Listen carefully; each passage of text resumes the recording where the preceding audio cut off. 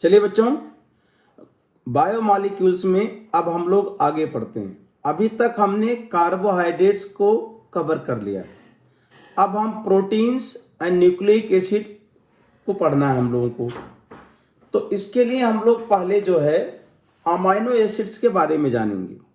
Alpha amino acids, alpha amino acids को आप जानोगे तभी प्रोटीन्स को पढ़ पाओगे, क्योंकि प्रोटीन्स क्या होते हैं? Condensation polymer of alpha amino acids. तो पहले हम अल्फा अमाइनो एसिड्स को समझते हैं। देखिए, जैसे हमने कहा यहां पे carboxylic acids in which amino group present at alpha carbon are known as alpha amino acids.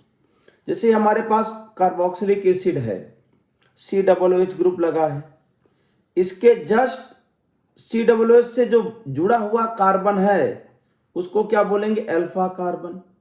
ये कार्बन क्या अल्फा कार्बन है। इसके आगे जो कार्बन होगा उसको बीटा कार्बन बोलेंगे इसमें। तो इस तरीके से अल्फा अमाइनो एसिड का मतलब हो गया कि अगर अल्फा कार्बन पर NH2 ग्रुप लग जाए तो उसको अल्फा अमाइनो एसिड बोलेंगे। अल्फा अमाइनो एसिड का जनरल फार्मूला यहां पे जो लिखा है, जनरल फार्मूला CH, ये अल्फा कार्बन है। तो कार्बोक्सिलिक एसिड में अल्फा कार्बन पे NH2 ग्रुप अगर आ जाए तो उसे अल्फा अमाइनो एसिड कहा जाता है। अब हम लोग नेचर में जो अल्फा अमाइनो एसिड्स पाया जाता है जनरली उसका क्या होता है? L configuration. अब फिशर प्रोजेक्शन में अगर हाईएस्ट प्रायोरिटी ग्रुप को ऊपर लिखा गया है और वर्टिकल में दो ग्रुप हैं तो हायर प्रायोरिटी को ऊपर और लोअर प्रायोरिटी को नीचे। तो हॉरिजॉन्टल में अगर हायर प्रायोरिटी लेफ्ट में है, हायर प्रायोरिटी लेफ्ट में, लोअर प्रायोरिटी राइट में, तो इसको बोलेंगे एल कॉन्फ़िगरेशन। तो naturally occurring alpha amino acids का एल कॉन्फ़िगरेशन होता। आगे अभी पढ़ते हैं। अभी आप इतना केवल सीखो, अल्फा अमाइनो एसिड का मतलब हो गया कार्बोक्सिलिक एसिड में अल्फा कार्बन पे NH2 ग्रुप अगर आ जाए तो alpha amino acid. Amino acid का जनरल फार्मूला इस तरह से लिख दिया गया इसमें। अब नेचर में लगभग 20 अमाइनो, एनसीईआरटी में 20 दिया गया तो हमें 20 याद रखनी है। 20 अमाइनो एसिड क्या होता है? नेचर में एग्जिस्ट करते हैं। तो यहां पे लिखा name of amino acid, molecular formula, 3 letter symbol and 1 letter code. तो जब प्रोटीन से अमाइनो एसिड से क्वेश्चन पूछा जाएगा तो प्राइमरी कंडीशन है कि आपको अल्फा अमाइनो एसिड जो 20 हैं उनके 3 इंफॉर्मेशन कम से कम याद होना चाहिए। उनके नाम, 3 letter symbol and 1 letter symbol, ये मेमोराइज करेंगे तब इसके क्वेश्चंस आप कर पाएंगे। जेईई मेन में तो डेफिनेटली आपको इससे रिलेटेड क्वेश्चन पूछे जाते हैं, याद होगा तब कर पाओगे इसमें। नीट एंड बोर्ड दोनों के लिए, मतलब तीनों के लिए आपका ये इसमें। और बायो का स्टूडेंट अगर है तो उसको बायो मॉलिक्यूल्स तो आप जूलॉजी में पढ़ते हैं, बायोलॉजी में भी पढ़ते हैं, इसलिए वहां से आपको याद रखना है इसमें। तो पहले हम लोग एक बार नाम देखते हैं, आप इसको याद करेंगे फिर आगे की चीज आपको समझ में आएगी। जैसे ग्लाइसिन है तो ये फर्स्ट अल्फा अमाइनो एसिड हुआ। ये क्या? ऑप्टिकली इनएक्टिव है, ऑप्टिकली इनएक्टिव, ये पॉइंट आ जाता है इसमें। तो 20 अल्फा अमाइनो एसिड हम लोग पढ़ेंगे यहाँ पे, 20 में से 19 ऑप्टिकली एक्टिव है। ग्लाइसिन क्या है? ऑप्टिकली इनएक्टिव है। तो ग्लाइसिन का फार्मूला NH2CH2COOH। ग्लाइसिन कई जगह पे यूज होगा। जैसे हम लोग पढ़ते हैं CH3COOH, ये एस्ट्रिक एसिड है। एक हाइड्रोजन को हटा दें यहां से और NH2 लगा दें तो हो जाएगा ग्लाइसिन। अब ग्लाइसिन GLY और 1 लेटर में क्या लिखेंगे? G। ऐसे एलानिन की अगर बात करें तो एलानिन में क्या कर देना है? अल्फा कार्बन पे ये CH3 ग्रुप लगा देना है, तो आ जाएगा एलानिन। एलानिन को ALA और A से रिप्रेजेंट कर देंगे। ऐसे फिनाइल एलानिन की अगर बात करें तो यहां पे बेंजाइल ग्रुप लग जाएगा। मतलब आप इसको याद करेंगे, टायरोसिन TYRNY, तो टायरोसिन का जो 3 लेटर सिंबल है TYR लिख देंगे। वायलिन BALNB, ल्यूसिन LEU और इसका 1 लेटर में L लिखेंगे। इसी तरीके से आइसोल्यूसिन को I से रिप्रेजेंट करेंगे। लाइसिन LYSNK 1 लेटर में। ग्लूटामिक एसिड को GLU और इसका 1 लेटर सिंबल क्या E। ऐसे एस्पार्टिक एसिड तो 3 लेटर में ASP लिखेंगे और 1 लेटर में D से लिखेंगे इसको। ऐसे सेरीन का SER 1 लेटर में S से लिखेंगे। थ्रियोनिन THR 1 लेटर में T लिखेंगे। एस्पाराजिन ASN लिखेंगे 3 लेटर में, 1 लेटर में N से रिप्रेजेंट करेंगे। सिस्टीन CYS एंड C लिख देंगे। Arginine ARG and capital R लिखेंगे। ऐसे हिस्टिडीन HIS और कैपिटल S से लिखेंगे।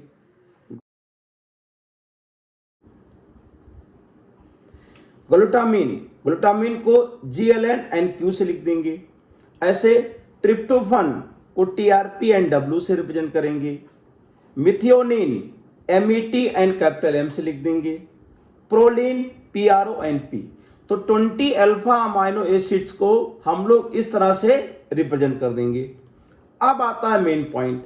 सबसे प्राइमरी कंडीशन है कि 20 अल्फा अमाइनो एसिड्स आपको याद होने चाहिए। उसके बाद क्लासिफिकेशन आप अल्फा अमाइनो एसिड्स करते हैं। पहले essential and non essential alpha amino acids. देखो 20 अल्फा अमाइनो एसिड्स हैं हमारे पास, और 20 अल्फा अमाइनो एसिड्स में 20 अल्फा अमाइनो एसिड्स में जो अल्फा अमाइनो एसिड्स हमारी बॉडी बनाती है उसको नॉन इसेंशियल कहते हैं, और जो अल्फा अमाइनो एसिड हमारी बॉडी नहीं बनाती है उसको हम कहां से लेते हैं, डाइट के थ्रू लेते हैं, उसको क्या बोला जाता है, इसेंशियल अल्फा अमाइनो एसिड्स। तो 20 अल्फा अमाइनो एसिड्स में से 10 अल्फा अमाइनो एसिड क्या है, नॉन इसेंशियल हैं, और 10 अल्फा अमाइनो एसिड्स क्या इसेंशियल हैं। तो जहां पे स्टार लगा है, स्टार का मतलब है इसेंशियल, स्टार का मतलब इसेंशियल।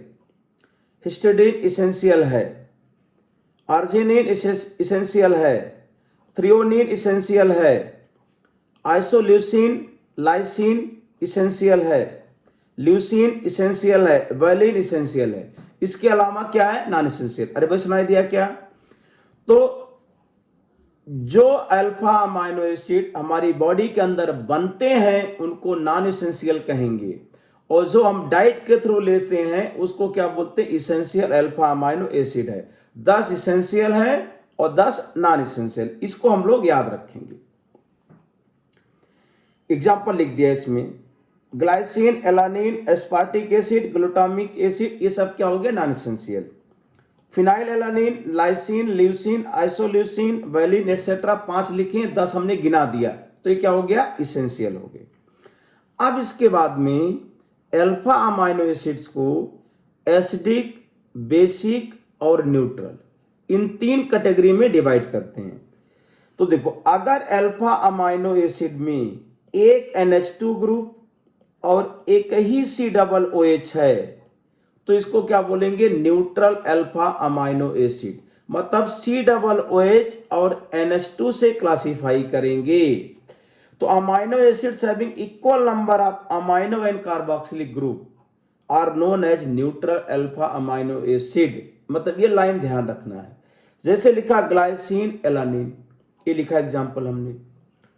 और एस्टिक का मतलब मोर नंबर ऑफ COOH। अरे सुनाई दिया? अगर equal number of NH2 and COOH है, एक ही COOH एक ही NH2 तो neutral.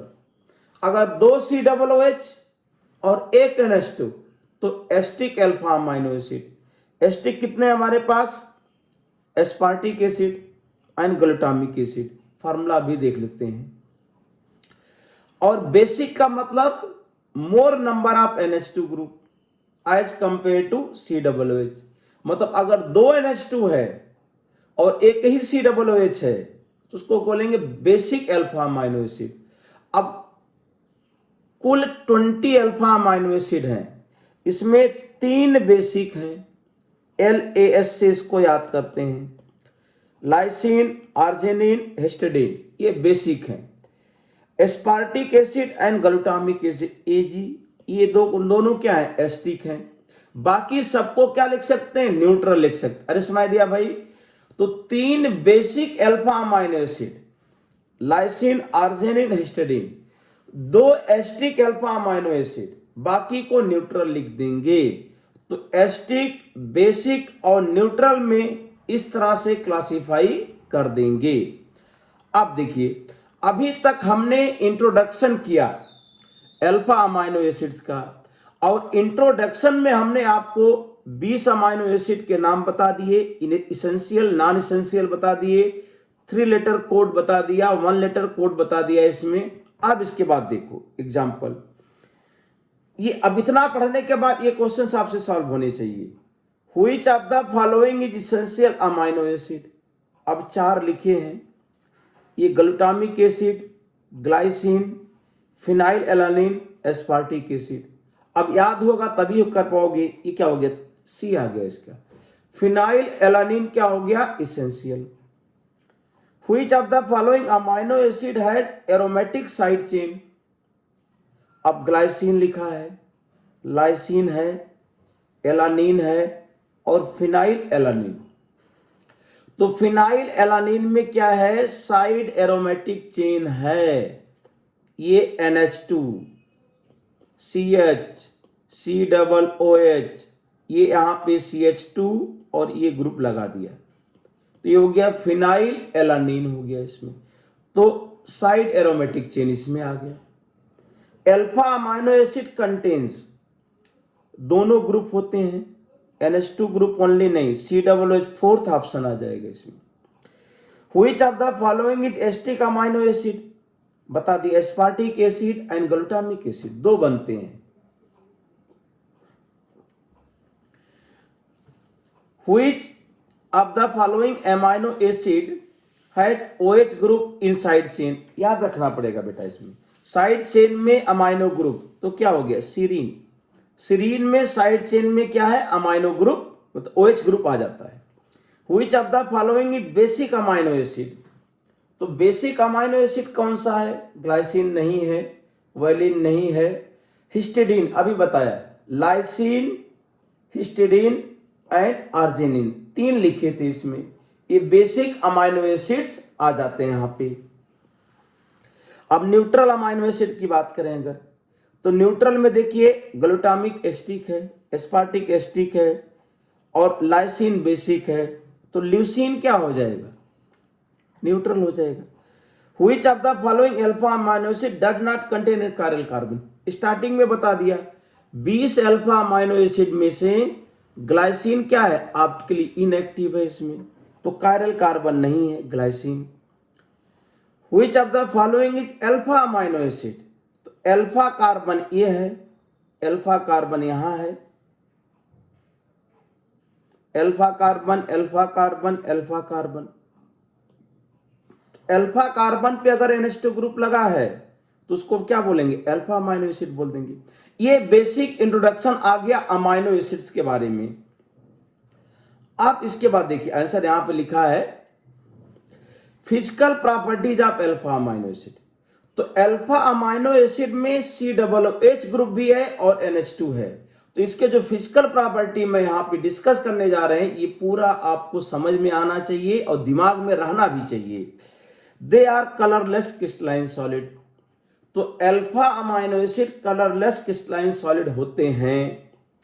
They are amphoteric in nature, और भाई COOH ग्रुप भी है, NH2 ग्रुप भी है, एम्फोटेरिक इन नेचर भी हैं। Except glycine, all other naturally occurring alpha amino acids are optically active. तीसरी बात बता रहे हैं, ग्लाइसिन के अलावा सभी के सभी क्या है, ऑप्टिकली एक्टिव हैं। अब फोर्थ पॉइंट, ये मेमोराइज रखना है, ये आपको कहां पे पूछा जा सकता है भाई, इसमें जो है कि most naturally occurring alpha amino acids have L configuration. ये असर्शन रीजनिंग में पूछा जा सकता है कि अल्फा अमाइनो एसिड के दो कॉन्फ़िगरेशन हो सकते हैं, डी एंड एल, लेकिन जो नेचर में अल्फा अमाइनो एसिड एग्जिस्ट करते हैं उनका जनरली क्या है, एल कॉन्फ़िगरेशन होता है। ये लाइन आपको याद रहनी चाहिए। It behave like salt rather than simple carboxylic acid and amines. अरे भाई देखिए, कार्बोक्सिलिक एसिड में हाइड्रोजन बॉन्डिंग होता है, high melting point boiling point. इसी तरीके से अमाइंस में भी हाइड्रोजन बॉन्डिंग होता है, प्राइमरी अमाइन सेकेंडरी अमाइन, तो उनका भी मेल्टिंग पॉइंट बॉइलिंग पॉइंट थोड़ा ज्यादा होता है, फिजिकल प्रॉपर्टी ज्यादा होती है। लेकिन जो अमाइनो एसिड्स हैं इनका फिजिकल प्रॉपर्टी क्या होता है, बहुत ज्यादा होता है as compare to carboxylic acid and amines. उसका कारण क्या है, it behave like salt rather than simple carboxylic acid and amines. जैसे इसमें COOH ग्रुप लगा है और NH2 लगा है, ये एसिड है और ये बेसिक ग्रुप है। अब यहां से H+ निकलेगा, इधर चला जाएगा, तो ये बन जाएगा NH3+ और COO-। तो इसको बोलेंगे डाईपोलर आयन, जुपिटर आयन या इनर साल्ट। अरे सुनाई दिया भाई। तो अल्फा अमाइनो एसिड जो है COOH और NH2 ग्रुप आपस में रिएक्ट करके डाईपोलर आयन बना लेते हैं, जिसको हम जुपिटर आयन बोलते हैं, इनर साल्ट बोलते हैं। अब चूंकि ये साल्ट बन गया, इसलिए इसका फिजिकल प्रॉपर्टी क्या होगा, कार्बोक्सिलिक एसिड एंड अमाइन से बहुत ज्यादा होगा। फिजिकल प्रॉपर्टी में मेल्टिंग पॉइंट, बॉइलिंग पॉइंट आ गया, सॉल्युबिलिटी इन वाटर है। तो जितना कार्बोक्सिलिक एसिड का क्या सोच सकते हैं कि अमाइनो एसिड में कार्बोक्सिलिक ग्रुप है, COOH है, NH2 है, तो इसका प्रॉपर्टी जो होगा कार्बोक्सिलिक एसिड एंड अमाइंस के समान होगा। लेकिन ऐसा नहीं होता है, इसका जो फिजिकल प्रॉपर्टी हो जाता है, इसका melting point, boiling point amine से और कार्बोक्सिलिक एसिड से कहीं अधिक होता है। तो ये लाइन लिखा है, due to formation of dipolar ion, melting point, boiling point and solubility in water is much greater than simple carboxylic acid and amines. अरे भाई सुनाई दिया क्या, ये लाइन याद होना चाहिए। Due to formation of dipolar ion, melting point, boiling point and solubility in water is much greater than simple carboxylic acid and amines। अब इसके बाद देखिए, ये फिजिकल प्रॉपर्टी में अगला पॉइंट देखते हैं हम लोग, आइसोइलेक्ट्रिक पॉइंट क्या होता है। बहुत ही इंपॉर्टेंट पॉइंट है isoelectric point. The pH at which amino acid shows no tendency to migrate towards cathode or anode in an electric field is known as isoelectric point। ये पॉइंट आ जाता है, देखो ध्यान से। अब नो टेंडेंसी टू माइग्रेट, अब देखिए neutral alpha amino acid अगर है तो ये डाईपोलर आयन बना लिया। अब इसमें कैटायन भी है, एनायन, ये जुपिटर आयन है। अरे भाई सुनाई दिया क्या, तो कैटायन भी है अल्फा अमाइनो एसिड में, एनायन भी है। तो इस कंडीशन में कैसे माइग्रेट नहीं करेगा वो देखते हैं। तो स्ट्रांगली एसिडिक मीडियम अगर रखें, अगर हमने कहा कि एसिडिक मीडियम अगर है तो अल्फा अमाइनो एसिड कैटायन के फॉर्म में एग्जिस्ट करता है। जैसे अगर हमने इसमें H+ ऐड कर दिया तो डाईपोलर आयन था, H+ ऐड कर दिया तो ये माइनस से रिएक्ट करके क्या बना लेगा, न्यूट्रल, और H+ रह ही जाएगा। तो एसिडिक मीडियम में अमाइनो एसिड क्या होता है, जनरली कैटायनिक फॉर्म में। और अगर एल्कलाइन मीडियम लिख दें हम तो OH- किससे रिएक्ट कर जाएगा, H+ से, तो एनायनिक फॉर्म में। तो तो ये 2 पॉइंट पहले दिमाग में सेट करो कि एल्कलाइन मीडियम है तो अमाइनो एसिड एनायनिक फॉर्म में एग्जिस्ट करेगा, अगर एसिडिक मीडियम है तो कैटायनिक फॉर्म में एग्जिस्ट करेगा। अब इसके बाद चलते हैं हम लोग इलेक्ट्रोलिसिस में। तो इलेक्ट्रोलिसिस पढ़ते हैं इलेक्ट्रोकेमिस्ट्री वाले चैप्टर में। तो इलेक्ट्रोलिसिस में क्या होता है, जब इलेक्ट्रोलिसिस करते हैं तो कैटायन कैथोड पे जाता है, कैटायन कैथोड, और एनायन एनोड पे मूव करता है, एनायन एनोड की तरफ मूव करेगा। अरे भाई समझ में आ रहा क्या? तो इलेक्ट्रोलिसिस में हम लोग पढ़ते हैं कैटायन, मतलब इलेक्ट्रोलिसिस में एनोड पे क्या होता है ऑक्सीडेशन, और कैथोड पे क्या होता है रिडक्शन। एनायन किधर जाता है एनोड पे, और कैटायन किधर जाता है कैथोड पे। इतना सुनाई दिया, रिवाइज हुआ भाई, याद आया सभी को? इलेक्ट्रोलिसिस जब हम करते हैं इलेक्ट्रोलाइट का, तो कैटायन कैथोड की तरफ मूव करता है, जाके इधर रिड्यूस हो जाता है। एनायन एनोड की तरफ मूव करता है, जाके इधर क्या होता है ऑक्सीडाइज हो जाता है। तो अगर alpha amino acid cationic form में है तो कैथोड की तरफ मूव कर जाएगी। मतलब अगर एसिडिक मीडियम में है, alpha amino acid cationic form में है तो कैथोड की तरफ मूव कर जाएगी। अरे समझ में आया भाई? और अगर एल्कलाइन मीडियम है तो अल्फा अमाइनो एसिड किस फॉर्म में, एनायनिक फॉर्म में है, तो ये एनोड की तरफ मूव कर जाएगी। तो अगर हमारे पास alpha amino acid alkaline medium में है तो एनोड की तरफ माइग्रेट करके इलेक्ट्रोलिसिस होगा। अगर एसिडिक मीडियम है तो कैटायनिक फॉर्म में होगा, तो किधर मूव कर जाएगा, कैथोड की तरफ मूव कर जाएगा।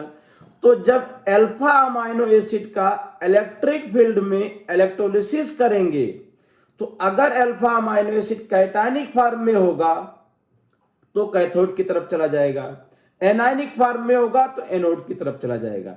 लेकिन अगर कैटायनिक एनायनिक दोनों, मतलब जुपिटर आयन के फॉर्म में अगर है तो ना तो कैथोड की तरफ जाएगा और ना ही एनोड की तरफ जाएगा। अरे भाई सुनाई दिया क्या? तो अल्फा अमाइनो एसिड अगर जुपिटर आयनिक फॉर्म में है तो ना कैथोड की तरफ माइग्रेट करेगा और ना एनोड की तरफ माइग्रेट करेगा। तो हम कहेंगे यहां पे कि माइग्रेशन नहीं होगा। तो इसी पॉइंट को, इसी पीएच को आइसोइलेक्ट्रिक पीएच कहा जाता है। जब अल्फा अमाइनो एसिड ना तो कैथोड की तरफ मूव कर रही है ना एनोड की तरफ मूव कर रही है, तुम कहेंगे आइसोइलेक्ट्रिक पॉइंट है। यहां पे अमाइनो एसिड जुपिटर आयनिक डाइपोलर आयन के फॉर्म में, इनर सॉल्ट के फॉर्म में है। मतलब कैटायनिक पार्ट एनायनिक पार्ट क्या है, लगभग बराबर और शून्य है, कम है।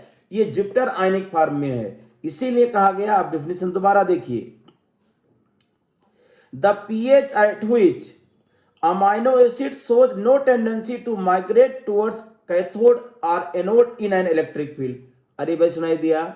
मतलब आप इतना सुनो कम से कम कि अल्फा अमाइनो एसिड अगर डाइपोलर आयन के फॉर्म में है तो जब इसका इलेक्ट्रोलिसिस करेंगे तो ना एक कैथोड की तरफ जाएगी ना एनोड की तरफ जाएगी। तो कहेंगे कहां पे आगे, आइसोइलेक्ट्रिक पॉइंट पे आगे, और इसको बोलेंगे जो पीएच होगा आइसोइलेक्ट्रिक पीएच कहा जाएगा। अब इसके बाद आगे देखते हैं, आइसोइलेक्ट्रिक पीएच आ गया हमारे पास। अब एक क्वेश्चन लिखा है कि at isoelectric point concentration of cation is equal to concentration of anion, net charge is 0, maximum concentration of dipolar ion will be present। मतलब ऑल ऑफ द अबव, तीनों सही है इसका। मतलब जितना कैटायन का कंसंट्रेशन है उतना एनायन का, और नेट चार्ज 0 है, और maximum concentration of dipolar ion है। डाइपोलर आयन का कंसंट्रेशन मैक्सिमम होने के कारण जितना कैटायनिक चार्ज उतना एनायनिक चार्ज, तो अब अल्फा अमाइनो एसिड माइग्रेट नहीं करेगी, तो हम कहेंगे आइसोइलेक्ट्रिक पॉइंट है। अब ionisation constant Ka1 and K2, isoelectric pH कैसे लिखते हैं? तो देख, इसमें करें कि आइसोइलेक्ट्रिक पीएच लिखने के लिए डेरिवेशन से अगर आप बचना चाहते हैं तो हम आपको शॉर्टकट भी बता सकते हैं। मान लो हमारे पास एक अल्फा अमाइनो एसिड है जिसमें COOH ग्रुप है और एक NH3 ग्रुप है, NH2 ग्रुप है। तो अगर ये कैटायनिक फॉर्म में है, NH3 plus CHR COOH cationic form में है, तो अगर यहां से हम H प्लस निकालें, मतलब एक आयनेशन कांस्टेंट का Ka1 और दूसरे का Ka2 मान लेंगे, तो अगर एक H प्लस निकालें तो ये बना हमारे पास कंजुगेट बेस, H प्लस गया। तो ये हमारे पास, अब K1 को क्या लिख देंगे, देखिए ये बना है यहां पे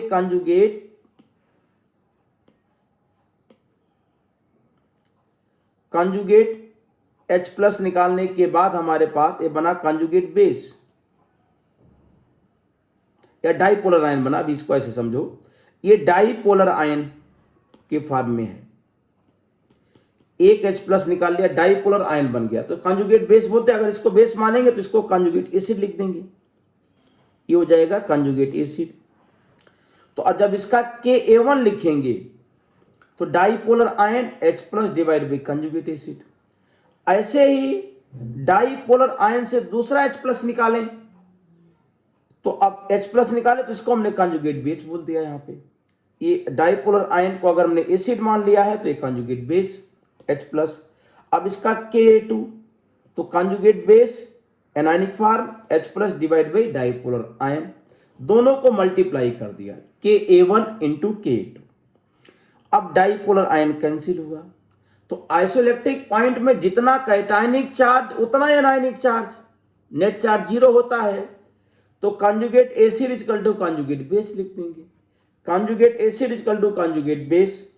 अब ये क्या आ जाएगा, ये कैंसिल हो जाएगा, तो Ka1 Ka2 क्या हो गया, H प्लस का स्क्वायर। अब इसका लॉग लेंगे तो pH क्या आ जाएगा, pKa1 प्लस pKa2 बाई 2। तो अगर न्यूट्रल अल्फा अमाइनो एसिड है तो उसका जो हम आइसोइलेक्ट्रिक pH क्या लिख देंगे, pKa1 pKa2 बाई 2। जैसे हमने लिखा एग्जांपल ग्लाइसिन, ग्लाइसिन का आइसोइलेक्ट्रिक pH कितना, 5.97 है, 5.9। Glycine exist in form of dipolar ion, तो अगर pH 5.97 है तो ग्लाइसिन डाइपोलर आयन के फॉर्म में एग्जिस्ट करेगा। अरे भाई सुनाई दिया सभी को? मतलब सिंपल पॉइंट कोई कहे कि आइसोइलेक्ट्रिक पॉइंट क्या है, जब कैटायन का कंसंट्रेशन इक्वल टू एनायन, मतलब अगर alpha amino acid Jupiter ion के फॉर्म में एग्जिस्ट करे तो उसको आइसोइलेक्ट्रिक पॉइंट कहते हैं। आइसोइलेक्ट्रिक pH कैसे लिखें, तो pKa1 प्लस pKa2 बाई 2 और 5.97 आ गया ग्लाइसिन का। अब देखो 5.97 अगर आइसोइलेक्ट्रिक पॉइंट है और अगर हम pH 4 कर दें इससे कम, तो आइसोइलेक्ट्रिक pH से कम अगर pH है तो alpha amino acid cationic form में एग्जिस्ट करेगा, मतलब एस्टिक मीडियम हो गया। तो एस्टिक मीडियम में क्या हो गया, ये कैटायनिक फॉर्म में आ गया। और अगर एल्कलाइन मीडियम कर दें, मतलब सिंपल से आपको क्या सुनना है, अगर आइसोइलेक्ट्रिक पॉइंट 5.97 है, ये pH है, pH इससे ज्यादा अगर pH हम 9 कर दें तो एनायन के फॉर्म में रहेगा अल्फा अमाइनो एसिड, इससे कम कर दें pH 4 कर दें तो कैटायन के फॉर्म में रहेगा अल्फा अमाइनो एसिड। अरे सुनाई दिया क्या, कि आइसोइलेक्ट्रिक pH से कम है pH तो कैटायनिक फॉर्म में अल्फा अमाइनो एसिड एग्जिस्ट करेगा, आइसोइलेक्ट्रिक pH से ज्यादा है pH तो एनायनिक फॉर्म में एग्जिस्ट करेगा। फॉर एस्टिक अमाइनो एसिड, अगर हमारे पास एस्टिक अमाइनो एसिड है, ये एस्टिक अमाइनो एसिड,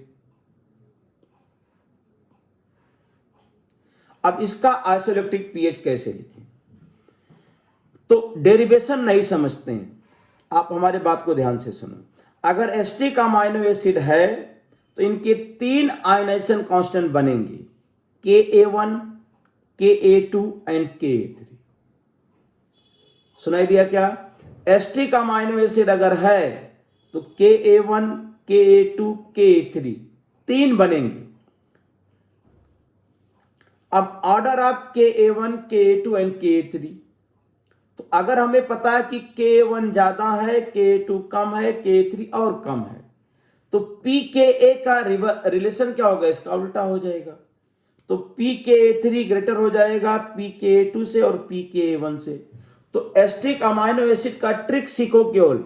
अगर कोई एस्टिक अल्फा अमाइनो एसिड दिया गया है और उसका आइसोइलेक्ट्रिक पीएच पूछ रहे हैं, तो 3 pK वैल्यू दिया जाएगा। तो तीनों में से जो दो सबसे कम है उसका बाई 2 कर देंगे, pKa1 प्लस pKa2 बाई 2। तो 3 pK वैल्यू दिया जाएगा, तो तीनों में से जो दो कम है उनका ऐड करके बाई 2 कर देंगे, तो आइसोइलेक्ट्रिक पीएच आ जाएगा। जैसे हमने यहां पे एग्जांपल लिखा, consider the following sequence of aspartic acid. ये क्या है, हमारे पास एस्टिक अल्फा अमाइनो एसिड है, इसका pK1 pK2 pK3, मतलब ये आपका R लिखा है, इसको K2 लिखा है इन्होंने। तो 3 pK वैल्यू दिया गया है, तो तीनों में से जो दो सबसे कम है उनको ऐड करो और बाई 2 कर दो, तो इसका आइसोइलेक्ट्रिक पीएच आ गया। ये आपका सबसे शॉर्टकट तरीका है कि एस्टिक अल्फा अमाइनो एसिड है तो 3 pK वैल्यू दिया जाएगा, उसमें से जो दो कम है उनका बाई 2 कर दोगे, तो isoelectric pH of acidic amino acid आ जाएगा। आइसोइलेक्ट्रिक पीएच यहां पे लिख दिया। बेसिक अल्फा अमाइनो एसिड अगर है, जैसे लाइसिन है, यहां पे फिर 3 K वैल्यू दिया जाएगा, K1 K2 K3। अब इसमें K1 कम है, K2 ज्यादा है, K3 सबसे ज्यादा है, तो बेसिक में 3 pK वैल्यू होगी, तो 3 में से जो दो ज्यादा हैं उनको ऐड करके बाई 2 कर दो, तो बेसिक अल्फा अमाइनो एसिड का आइसोइलेक्ट्रिक पीएच आ जाएगा। अब देखो समराइज कर देते हैं एकदम सिंपल भाषा में। जैसे हमने कहा alpha amino acid has isoelectric pH 10.8, it may be basic alpha amino acid हो जाएगा। Which of the following has lowest isoelectric pH, तो जो हमारे पास न्यूट्रल है। तो 3 टाइप के अल्फा अमाइनो एसिड हैं, न्यूट्रल, एस्टिक एंड बेसिक। तो अगर न्यूट्रल अल्फा अमाइनो एसिड है तो 2 ही pK वैल्यू दिया जाएगा, उनको ऐड करके बाई 2 कर दोगे तो उनका आइसोइलेक्ट्रिक पीएच आ जाएगा। अगर एस्टिक अल्फा अमाइनो एसिड है तो 3 pK वैल्यू दिया जाएगा, तो दो जो सबसे कम है उनको ऐड करके बाई 2 कर दोगे तो अल्फा एस्टिक अमाइनो एसिड का आइसोइलेक्ट्रिक पीएच आ जाएगा। अगर बेसिक अल्फा अमाइनो एसिड है तो 3 pK वैल्यू इसका भी दिया जाएगा, जो दो ज्यादा है उनको ऐड करके बाई 2 कर दोगे तो बेसिक अल्फा अमाइनो एसिड का आइसोइलेक्ट्रिक पीएच आ जाएगा। आइसोइलेक्ट्रिक पॉइंट का मतलब जिस पॉइंट पे alpha amino acid Jupiter ion के फॉर्म में, डाइपोलर आयन के फॉर्म में एग्जिस्ट करता है, उसको हम आइसोइलेक्ट्रिक पॉइंट कहते हैं। इस कंडीशन पे अगर इसका इलेक्ट्रोलिसिस करेंगे ना तो एक कैथोड की तरफ मूव करेगा ना ही एनोड की तरफ मूव करेगा, तो इसको बोलेंगे आइसोइलेक्ट्रिक पॉइंट, आइसोइलेक्ट्रिक पीएच। अब इसके बाद हम लोग प्रोटीन्स पढ़ेंगे। प्रोटीन्स को हम अगले लेक्चर में एक्सप्लेन करेंगे। अगले लेक्चर में proteins and nucleic acid, vitamin तीनों कवर कर देंगे। Thank you.